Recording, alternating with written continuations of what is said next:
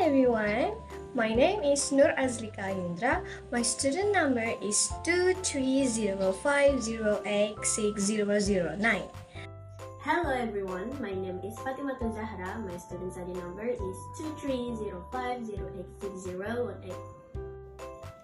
Hi everyone, my name is Meilinda Zahra and my student number is 23050860020. Hello everyone, my name is Stefany Bengan with name 23050860021 and we are from group 6. In this video, we will teach you how to pronounce some words correctly and show how intonation can affect emotion in speaking using the poem How Do I Love Tea by Elizabeth Barrett Browning. So let's get started and enjoy the video! Hi! Today, we are going to practice two important skills for speaking in English: pronunciation and intonation. To do this, we will use a beautiful poem called How Do I Love Thee by Elizabeth Barrett Browning. So, why are these skills important? Well, when we speak, pronunciation helps us sound clear so people can understand us. And intonation lets us express emotions. It's like adding feeling to our words so others can feel what we mean. In this lesson, we will work on speaking English in a way that sounds natural and full of expression. Okay, before we start, let's learn a bit about the poet. Elizabeth Barrett Browning was a famous English poet who lived in the 19th century. That's about 200 years ago. She often wrote about love, faith, and deep feelings. In this poem, she shares her deep love for someone, trying to explain how much she loves them in many different ways. So, practicing this poem helps us focus on speaking with emotion. When we learn to add feeling to our words, it makes our English sound more real and natural.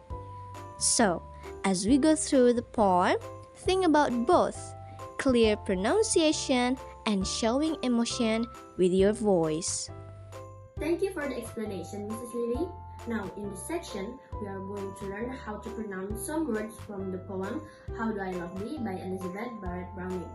So, these words might sound tricky, but we'll go through them one by one. So, let's get started. The first word is thee. Thee means kamu in Old English. This word is often used in old poems. How to say this?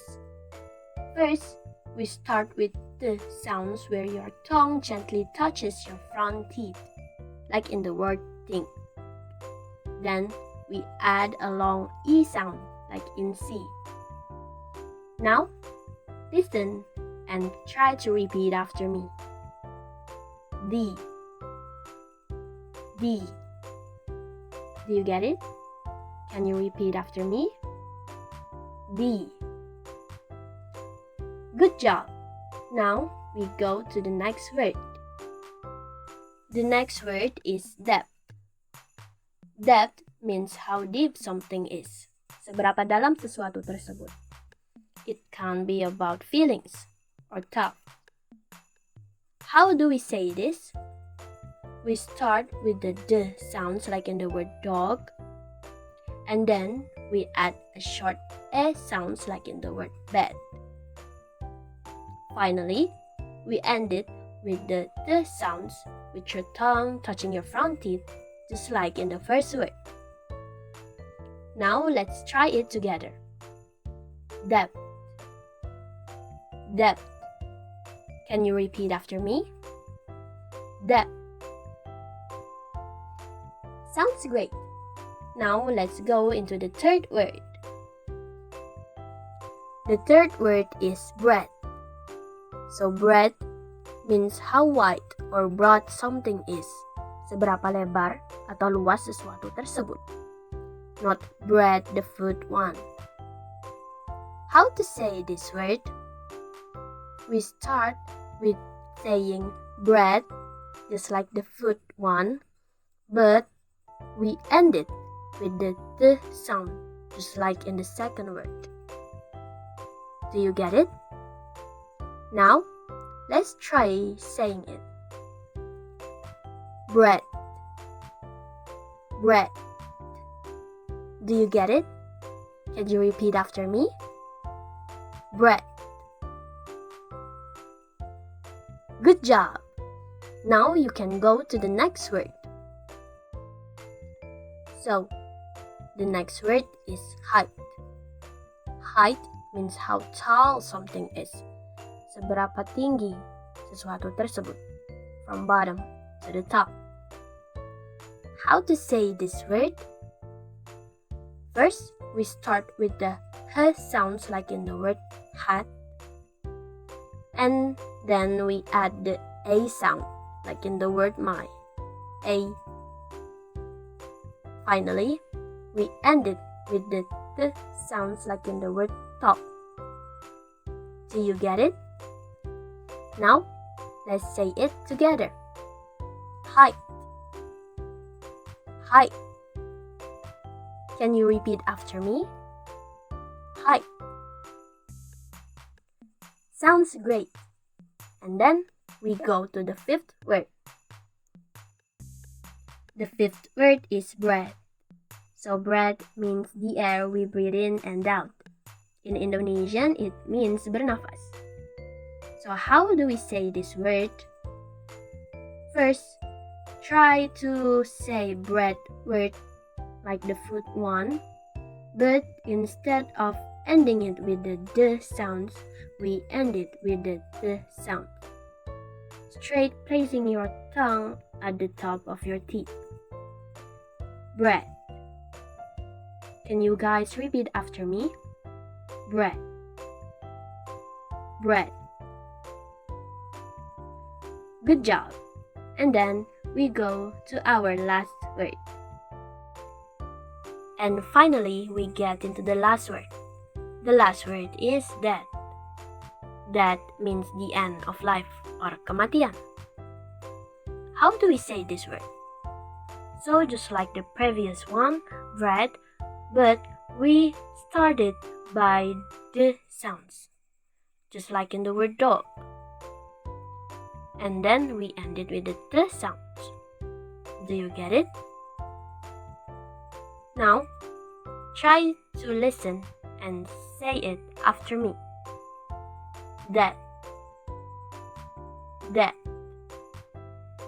Can you get it? That. Great job! Now you have learned how to say these words correctly. Keep practicing and you will get even better. Now, let's move into the next material. And for the next one is intonation. So what is intonation? Intonation is how our voice rises and falls when we speak. Intonation is very important because it shows our emotion and makes our speech sounds interesting. And in poetry, intonation helps bring out the meaning and feeling of each line. So let's listen to the poem and notice how intonation makes the word sound powerful. How do I love thee? Let me count the ways. I love thee to the depth and breadth and height my soul can reach. When feeling out of sight for the ends of being an ideal grace. Notice how the voice falls in the places that express calmness and rises in the place with passion. These changes make your speaking sound natural and help people feel the emotion behind your words. Now let's try to read it together.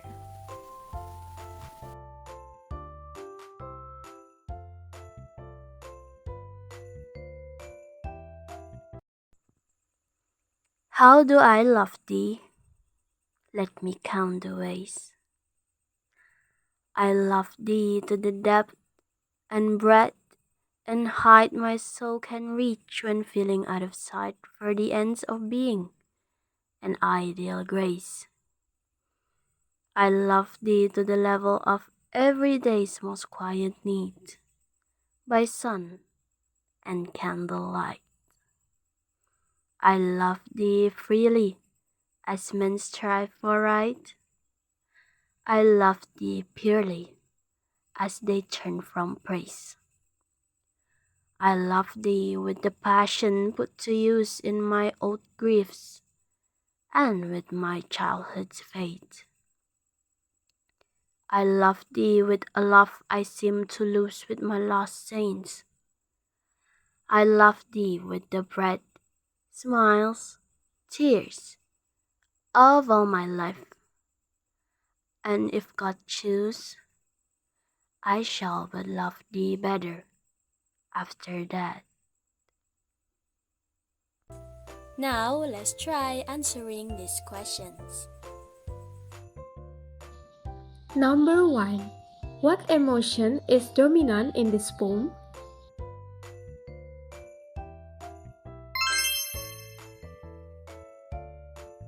Number 2. How do you pronounce the word in this poem?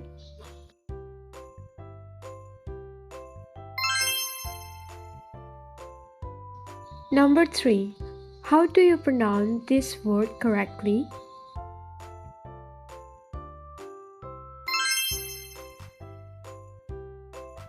Number 4. What kind of intonation do we use when reading this poem?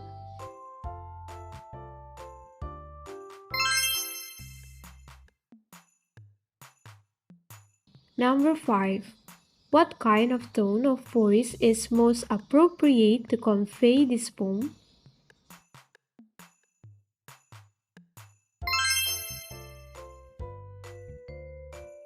Good job, everyone! Practicing poetry like this helps us improve two things: clear pronunciation and natural intonation. When we work on this, we don't just sound clearer, but we also learn how to make our speaking sound more expressive. This is very important in English because it lets us share our feelings and thoughts in a way that other people can understand and connect with. If you had trouble with some of the words, don't worry. These sounds can be challenging, but with practice, they will become easier. The more you repeat and practice, the more comfortable it will feel. So, for your homework, I encourage you to try reading another short poem out loud. Focus on two things: intonation, how your voice goes up and down, and pronunciation, how clear each word sounds. Keep practicing this, and I'm sure you'll get better and better. Thanks for your hard work today, and see you next time!